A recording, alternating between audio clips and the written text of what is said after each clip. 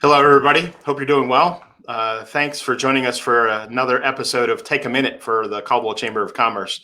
We're excited today to have a special guest with us to talk a little bit about Leadership Caldwell, but also to talk about the things that are happening within our state.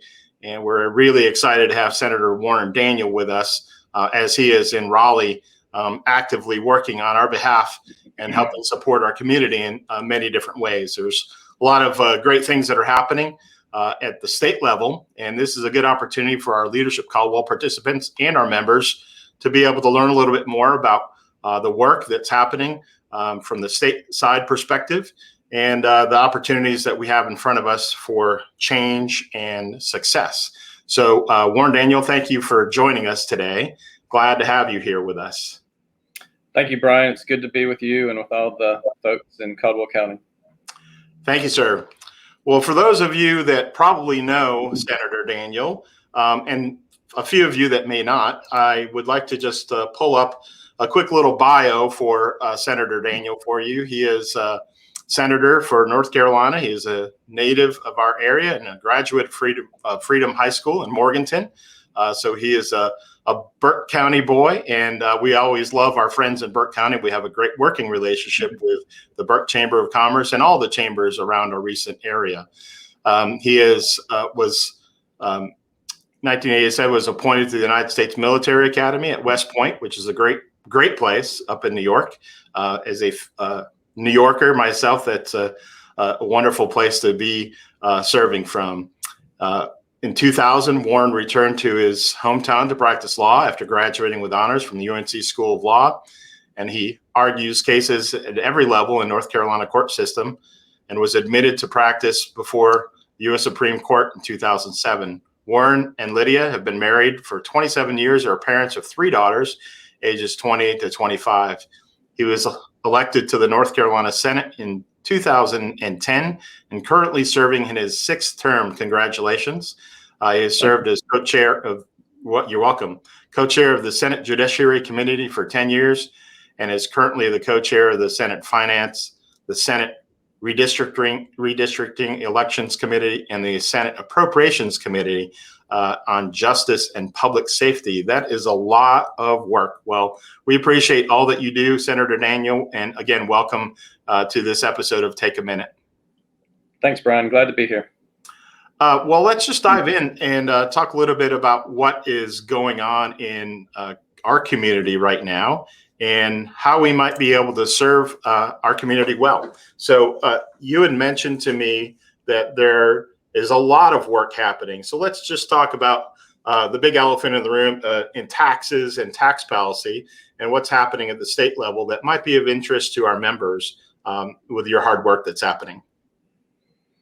So this is the first year that I've been a co-chair of the Senate Finance Committee. So our job is to put together, every biennium, we're going to put together a tax package that we think is going to help families and help businesses. So we're looking at a variety of things, including lowering the personal income tax, lowering the corporate tax, maybe raising the standard deduction for individual taxpayers.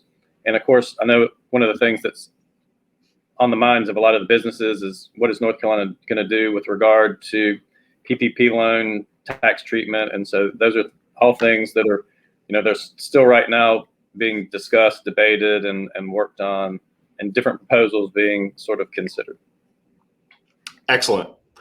One of the other things, and let's just expand, if you don't mind, on maybe the in-depth avenue of things that you guys have had to go through in the course of the last year in serving not only Caldwell County, but our state with special funding sources and COVID.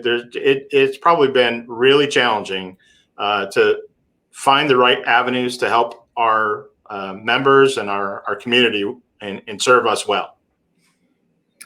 Well, I think, our state's had a lot of challenges even before that. We had sort of the hurricane cycles, and we had to dip into our rainy day funds quite a bit to pay for hurricane damage, mostly in the eastern part of North Carolina. So I think we were really fortunate that we had built up a robust rainy day fund over the last decade. Now we're going to have to rebuild it, But in the past year, a year ago, we were worried that we might have big budget deficits and that have to deal with that again, like we did back in 2011.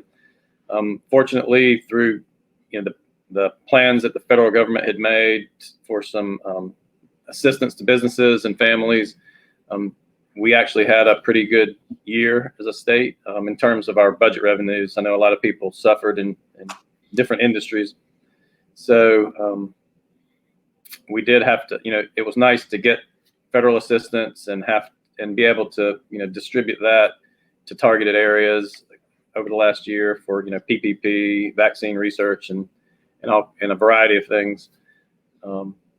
So we're obviously we're expecting to get additional federal revenues through the ARP funds and maybe even subsequent funding for infrastructure projects. And we just really don't know the extent of that yet. But that's, some of what we're looking at. And so one of the things I've been talking with all the local governments in the last week is requesting their capital needs. And I'm in the process of putting together a list of my district's capital needs and going to submit those for consideration. And, hopefully some of them will get funded. That's fantastic. Well, thank you again for that level of help and support in the course of the last few years, and especially as long as you've been serving in our Senate, helping us out. Let's talk a little bit about, our focus today is a little bit on Leadership Caldwell and really addressing issues and challenges that we have within our community. And there's a couple that really come to mind for me in terms of one issue that's affecting all of us in many different ways is housing shortage. How can we grow industry and business if we don't have places for people to stay and live? Tell me what is happening from your perspective, Senator Daniel, on that front, and what we might be able to look at and how we might be able to collaborate with you in the future. Well, as you know, one of the projects that's going on in Lenoir right now is the mill project, the Bluebell Mill project, which is a mixed use community. So I guess one of the ideas that's being discussed here is the extension of historic tax credits, extension of mill tax credits, so that projects that haven't come to fruition yet still might be able to qualify for favorable tax treatment. So that's one of the things that's going on. Of course, as long as interest rates are low, that'll give us a favorable housing market. But one of the problems is that materials have become scarce, as people in the chamber know, and so labor is scarce, materials are scarce or more expensive, and so it's been driving up the cost of housing. So that's just a larger issue to tackle from a state policy level. Maybe the market may have to work that out. Yeah, ironically, Business North Carolina this morning sent out their email blast, and there was discussion in there of cost of lumber and the challenges that go behind that, because there's trickle down effect and a number of different things that are affecting that part of our economy. It's good to have a robust sales of homes going on right now, but there's underlying challenges that go amongst that. So we appreciate you sharing some of that information with us as well. Another thing that we're talking about within our community, and I know our education committee has worked on a few things, as well as our Leadership Caldwell group, is broadband. And we saw really this challenge come to light in the midst of COVID, when we had families that were all being pushed to be at home, mom and dad working from home, you tapping into broadband if they had it, and then kids having to have access to it. And the thing about that is if they had it, and we had really some good success with, thank goodness we have Google in our community and so many other churches and our school system that was able to put some source of hotspots together out there. And I know I've signed off on a couple of support letters to expand broadband in our area. And we have a very rural county. So if you're not on 321, you get a mile off of 321, you're in a rural area of any sort here. So that is a challenge for us. What's happening on that front for you? Well, I'm sure most of your members are familiar with the program that was created recently called the GREAT program. I can't think of what it all stands for, but essentially It's a grant program for expansion of broadband. With the federal dollars that are coming down, I think we're going to be able to put substantially more money into that. I think we have just done that recently, actually, too. So those funds are available. We're also working on I should say the industry, the telecom industry is working on a proposal, a tax credit proposal for them to serve unserved areas that would otherwise be unprofitable for them to service. So that's still in the planning phases. But essentially the way it would work is, if a telecom company decided to invest, $10 million in a expansion project in Caldwell County, they would get some form of a tax credit back for their investment on that. So that's something that's still in the planning stages, I guess you'd say. Yeah, we were able to write a letter of support from the Chamber of Commerce to Blue Ridge Energy and Skyline Sky Best that partnered together on that GREAT grant. And that is a very good first step for us to be able to service our community with those underserved areas, for sure. One thing that members may or may not know about is that a year or two ago, we passed a law to authorize the rural electric co-ops to get into the telecom business. I think they've been reluctant to do that just maybe because it's not their area of expertise, but hopefully we'll see more of them entering this space, in the coming years.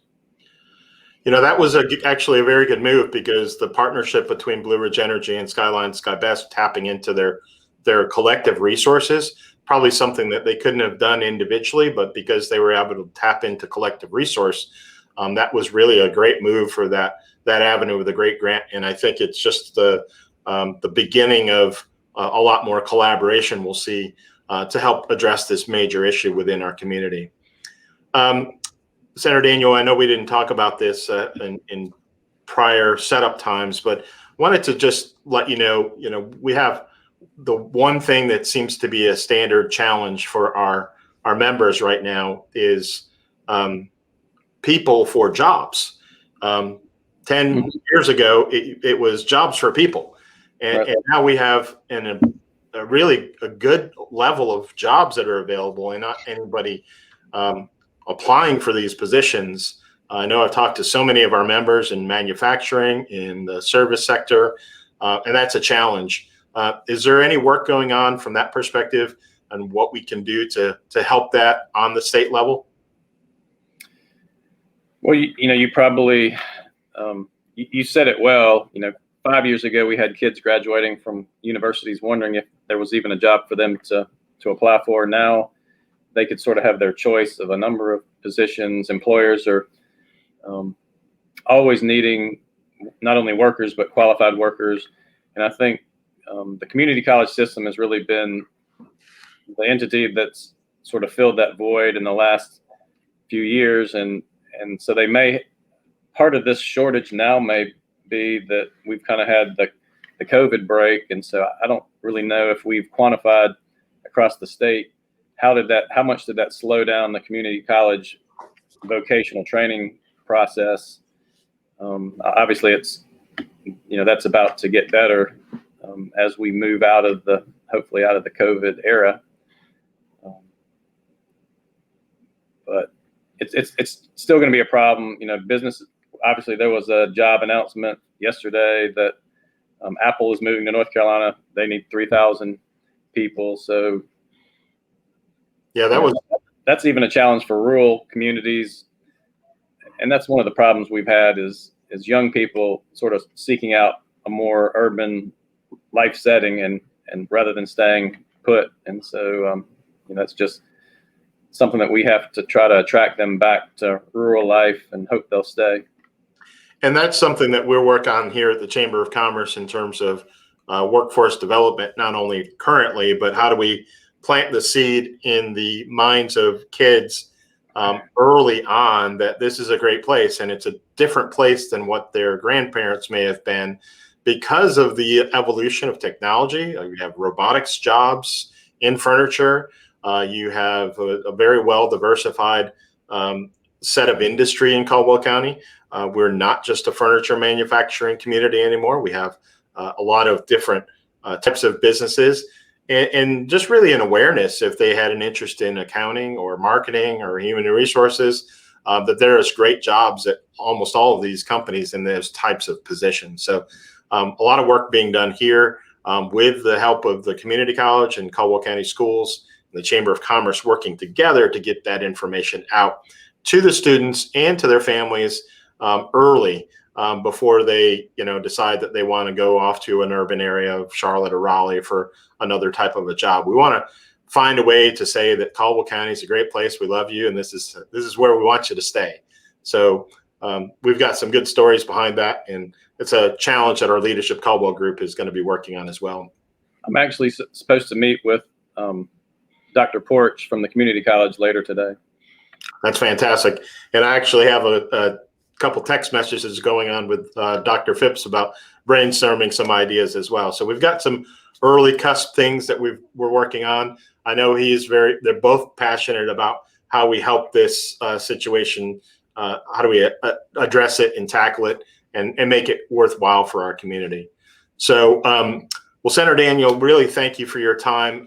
Before we close out, just wanted to see if there's any advice you might have for some of our leadership folks or our community members in terms of taking their next step into service, and whether they're serving on a board or a nonprofit, or maybe even thinking about some level of community service or running for office, maybe some advice that you might give them to follow a similar footpath that you've had. Well, first of all, I'd commend them. If they're interested in this course, then I know they're interested in being leaders in their community at whatever level. So I would just encourage them to continue. If you become an elected official, I think one of the biggest adjustments is probably to realize that your time doesn't just belong to you anymore. It belongs to your constituents. And so, obviously it takes a lot of time to correspond with and deal with constituent issues. So just keep that in mind. But we do have a shortage, I think, of people who are willing to enter kind of public service, whether it's at the town council level or the county commission or whatever. And that's probably a variety of reasons, including today, that it's become a more critical world, perhaps. Right. So I'd still encourage you to do it. It's one of the best things about my job has been meeting people from all across the state. And probably the best thing is just working with people that I would have otherwise never known if it hadn't have been for my opportunity to do this. So I'm thankful to the people of Caldwell County for electing me. And it's been an honor and a joy to represent you. And so Lydia and I just really enjoy our time with the people of Caldwell County. Well, Senator Daniel, we appreciate your time today. We know you have a robust schedule in Raleigh today, and we thank you for serving our needs. And I'll make sure that our attendees and the folks watching this video get an opportunity to get your contact information as well, should they need to be able to reach out to you. I thank you for your availability and your resources and your support for Caldwell County. Hope you have a blessed day. You too, Brian. Enjoyed it. Thank you.